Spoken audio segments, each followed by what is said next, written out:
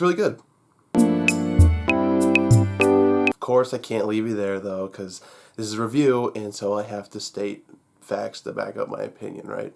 Well, Deadpool, being made by Fox, which could be seen as both a good and a bad thing, because, I mean, they made... Ugh. But they also made... Alright, yeah. But then they also made...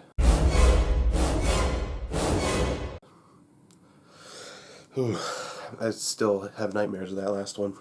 Fox having a shaky track record, they weren't absolutely sure of putting this movie out, but leaked test footage, actually seen by the fans, kind of pushed them over the edge to actually make this, as well as Ryan Reynolds, who was actually incredibly adamant at making this happen and get on the big screen. When judging this movie, we have to also keep in mind that it took a while and a lot of people's effort to get it onto the big screen, but also its budget.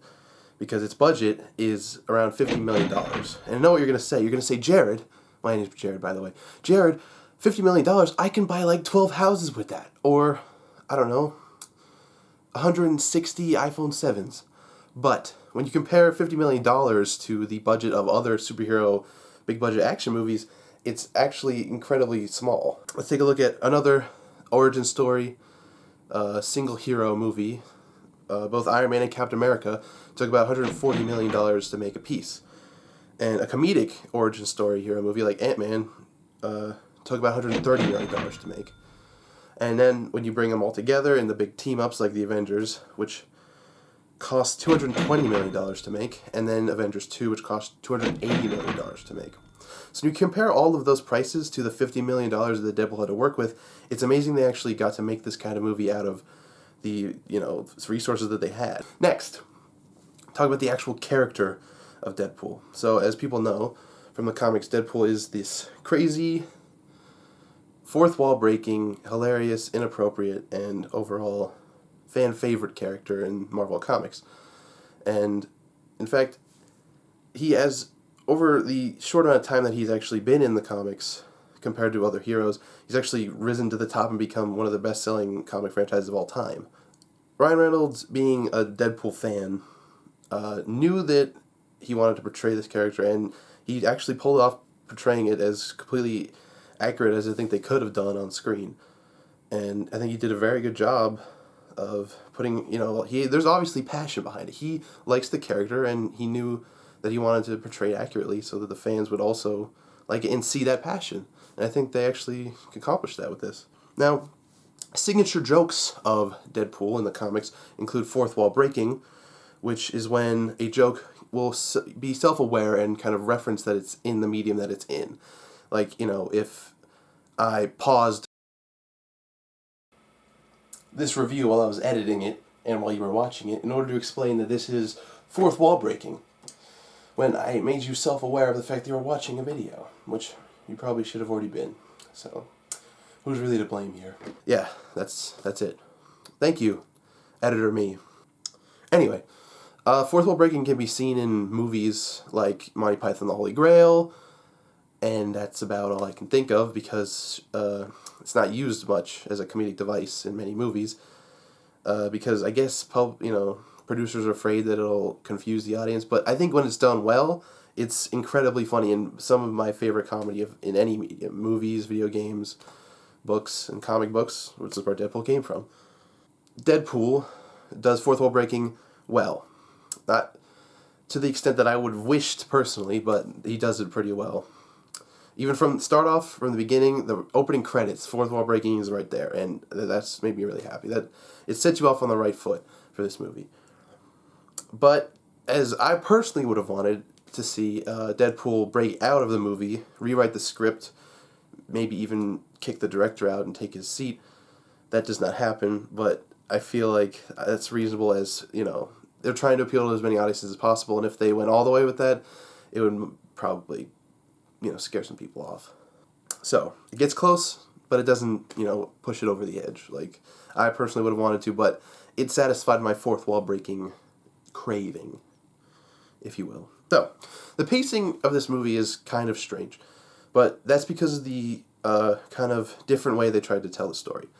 So this is not too much of a spoiler, but they pepper in parts of the origin story in between action sequences in order to, I guess, keep your attention. Because previous superhero movies, like The Amazing Spider-Man for one, you kind of are hit with this big block of origin story in the beginning, and it's super slow. But then once you get past that, it's like, all right, you're the hero.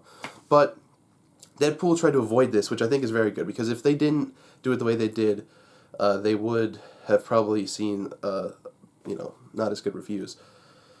So what they did was peppered in. They start with action. He's Deadpool from the start. Then he's like, backtrack, origin story, more Deadpool, origin story, until you get to quite, part of the middle of the story where he is Deadpool for the rest of it out. And when it gets to that point, it goes super fast and it's incredibly fun. So there are some pacing issues. Some of the origin story parts are a bit boring and a bit, average, I guess you could say. But it's good that they kind of cut it up in between of these hilarious moments where Deadpool is Deadpool at his best. And once again, Deadpool being Deadpool is the center of this movie. If Ryan Reynolds didn't take the character so seriously, he's a comedy character. If Deadpool wasn't as spot on as he is in this movie, then the movie would have just fallen apart. Because they hit that, I don't know if you guys know this, but certain characters, I think they're great characters, they hit this point of they're incredibly inappropriate and brash, but they have this childlike innocence to them that it makes you really love them at heart. And I think Deadpool is a perfect epitome of that kind of character, and Ryan Reynolds pulls that off really well. So, yes, he's gross and inappropriate and violent, but he's so darn cute with how he portrays his character that it's lovable. They even did the X-Men better than some of the X-Men movies do the X-Men. Because they don't explain, oh, these are the X-Men, this is where they come from, because everybody should know that already. People that are going to see this movie, they know who the X-Men are, even if they're not like super fans, they know. Because the movie doesn't baby you. The movie doesn't think you're stupid. The movie trusts that you are well informed as a viewer. So they introduced the two X-Men in this movie, Colossus and Negasonic Teenage Warhead, and they're a good pair together. Colossus is a funny character to use, and they did him better than in the X-Men movies because he's actually talks with his Russian accent, and he's just he's an X-Man. He's counteracting Deadpool's craziness with his solemn chivalry type attitude. The jokes are funny, yes, and while they do involve lots of inappropriate, violent, and cursing type subject matter, that doesn't matter because that's what Deadpool is. That's why it's funny. Because if you had the same kind of jokes being said by this like douchebag character, no, it wouldn't be funny. It would just be like a douchebag guy. But because it's Deadpool and he's this lovable, crazy guy, then it works. And Ryan Reynolds again is the reason why that works. And if I guess people are afraid that he's going to destroy the character again because of X-Men Origins Wolverine, but if anybody but him did it, the movie wouldn't work as well because he knows what he's doing. He did exactly what he's supposed to. But yeah, the Deadpool character holds up all the jokes, and that's what the movie's supposed to be. They did it. There are ample jokes of other types for everyone. Don't want to spoil any, because everybody hates spoilers, right? Sorry. The villain is, meh. He's not a very, he's not the best villain of all time. He's not going to be like a Joker level villain, but that's probably for the best because the main center of the movie is Deadpool. And so if you had a very, boisterous and a larger than life villain, it probably would have taken away from the character of Deadpool.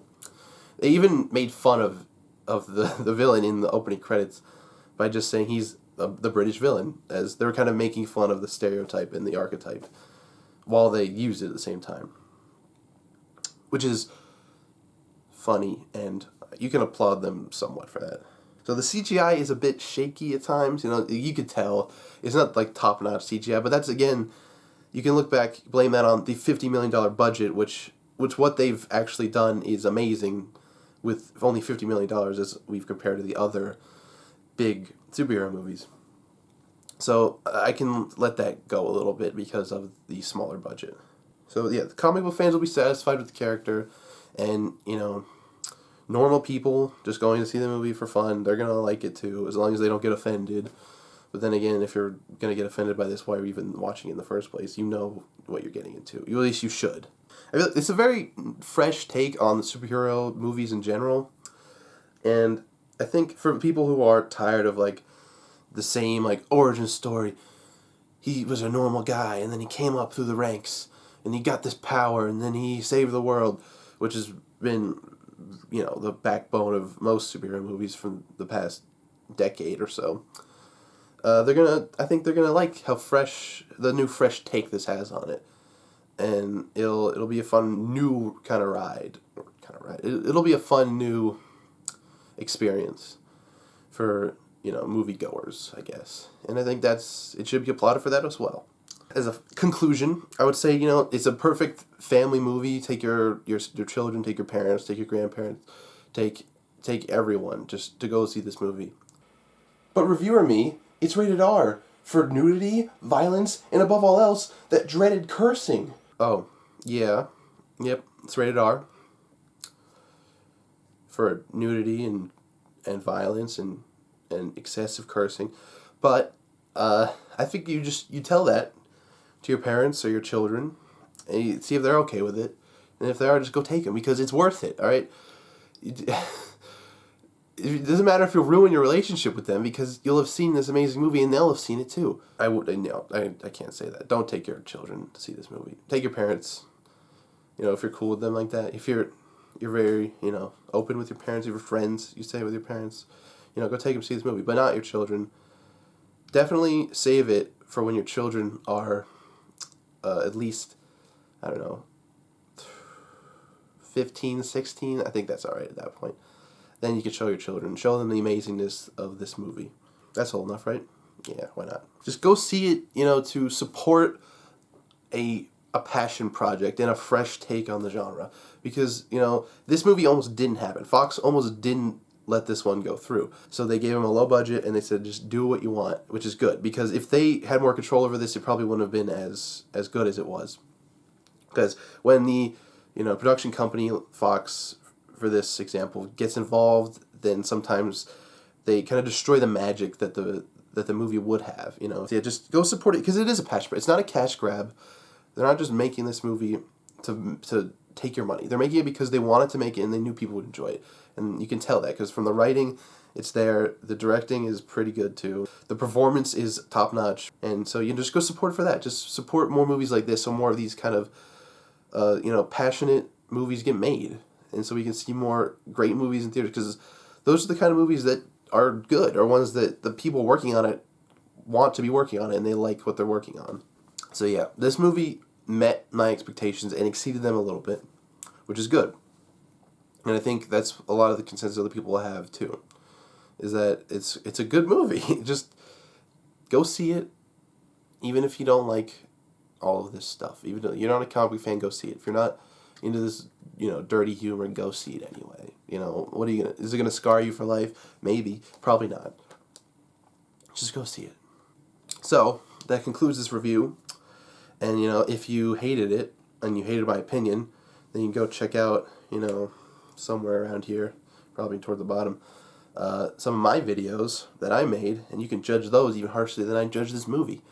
And you can even see my other movie that I made. It's a 30-minute movie.